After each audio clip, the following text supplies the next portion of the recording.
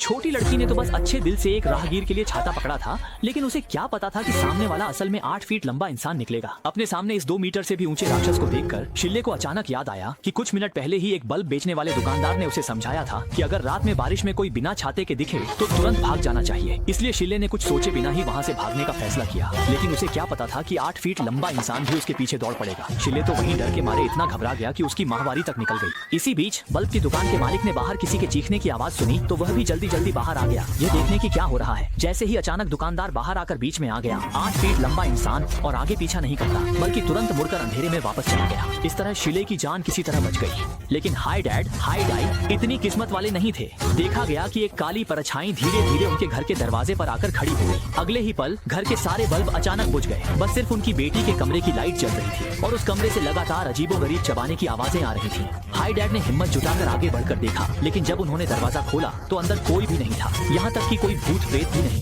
बस एक 8000 वॉट का बल्ब जल रहा था। हाई डैड को लगा कि यह बल्ब बहुत तेज चमक रहा है, तो उन्होंने सहजता से उसे निकाल दिया।